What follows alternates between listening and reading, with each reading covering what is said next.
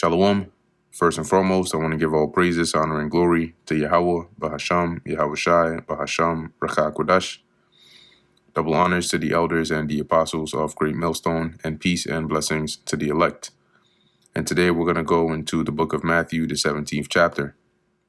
And after 6 days, Yahweh Shai taketh Peter and James and John his brother, and bringeth them up into an high mountain apart, and was transfigured before them, and his face did shine as the sun, and his raiment was as white as the light. And transfigured meaning he changed his figure, okay? And so he made it appear to where they saw him and Moses and Elijah.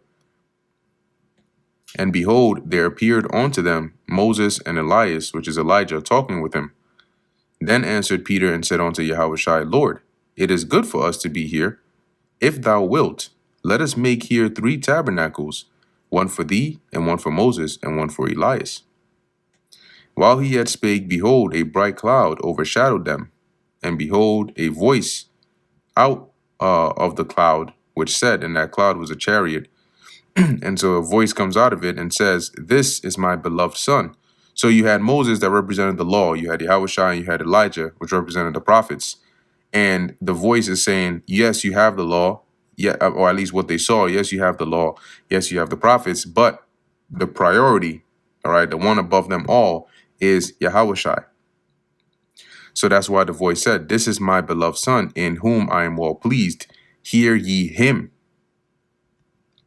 And when the disciples heard it, they fell on their face and were sore afraid. And Yahweh Shai came and touched them and said, Arise and be not afraid. And when they had lifted up their eyes, they saw no man save Yahweh Shai only.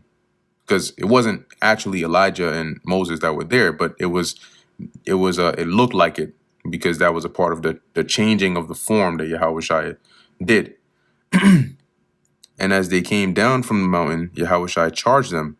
He gave them a command, saying, Tell the vision to no man until the Son of Man be risen from the dead. So until that is fulfilled, where he has gone through what he has to go through, you better be tight-lipped. Don't tell anybody about this.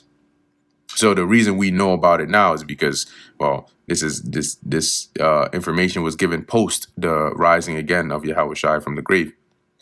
And his disciples asked him, saying, Why then say the scribes that Elias must first come? So if you're the Messiah and you're already here, then why did they say that Elijah has to come before? And Yahweh Shai answered and said unto them, Elias truly shall first come and restore all things. So he does indeed have to come and prepare everything. But I say unto you that Elias, which is Elijah, is already come, and they knew him not. So they're saying it because they didn't even realize that Elijah had already come. But have done unto him whatsoever they listed, because they didn't realize that that was John the Baptist, and they basically, didn't believe in him. Majority of as it says, the scribes, right? They didn't believe in him, so they just treated him, however, without realizing that was Elijah that was for to come. Likewise shall also the Son of Man suffer of them. They're going to treat him the same way. Then the disciples understood that he spake unto them of John the Baptist. And when they were come to the multitude, there came to him a certain man, kneeling down to him and saying, Lord, have mercy on my son, for he is a lunatic. And when you go into that word lunatic, it goes into, I think it said epileptic, right? To be moonstruck or lunatic, to be epileptic. Epilepsy being supposed to return and increase with the increase of the moon. So basically he would often, get those seizures, right? And those, convulsions. But as it says here, and sore vexed, for oftentimes he falleth into the fire and oftentimes into the water, right? Because apparently it's like, you sort of just black out. And your body, you mentally are not there, right? Like when you open your eyes again, you're now in the aftermath of it, and so you're not really in control.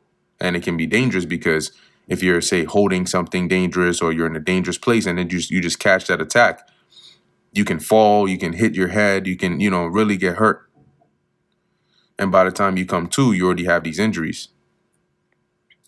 And I brought him. So basically he was saying, look, there'll be times when he would catch this seizure, this attack, and he would fall into a place with, burns or fire, or, into somewhere with water, and it's bad, right? Because if nobody's around, this can be fatal. And I brought him to thy disciples, and they could not cure him. Then Yahushua answered and said, O faithless and perverse generation, how long shall I be with you? How long shall I suffer you? Bring him hither to me. And Yahushua rebuked the devil. So we're going to show you that was a demon that was on his child that was causing that. And he departed out of him, and the child was cured from that very hour. Then came the disciples to Yahushua apart and said, why could not we cast him out? And Yahushua said unto them, because of your unbelief. For verily I say unto you, if ye have faith as a grain of a mustard seed, ye shall say unto this mountain, remove hence to yonder place, and it shall remove, and nothing shall be impossible unto you. See, so if you have faith as a seed, the grain of a mustard seed, you'll be able to do these great things and then more. But your faith wasn't enough. You had some specks of unbelief in there, and that's why you weren't able to confidently cast out that demon. Howbeit, this kind goeth not out but by prayer and fasting. So you got to pray and fast to strengthen your spirit. Okay, to dissipate your disbelief, but also to give you that actual spiritual strength to be able to cast out such demons. And while they abode in Galilee, Yahushua said unto them, the Son of Man shall be betrayed into the hands of men, and they shall kill him, and the third day he shall be raised again. And they were exceeding sorry, because they're like, he's basically foretelling them that he's going to die. And that was something that was sorrowful to them, right? That's not something pleasant to hear, especially being betrayed. And when they were come to Capernaum, they that received tribute money came to Peter and said, and when you go into that tribute money, is dealing with the temple tax. And so they came to Peter and said, doth not your master pay tribute? He saith, yes. And when he was come into the house, Yahushua prevented him, saying, what thinkest thou, Simon? So before Peter was even able to say anything, Yahushua asked him, what do you think? Of whom do the kings of the earth take custom or tribute? Of their own children or of strangers? Peter saith unto him, and I'll actually read this in the NLT as well. It says here, just getting to the point, what do you think, Peter? Do kings tax their own people or the people they have conquered? Peter saith unto him, of strangers. Yahushua saith unto him, then are the children free.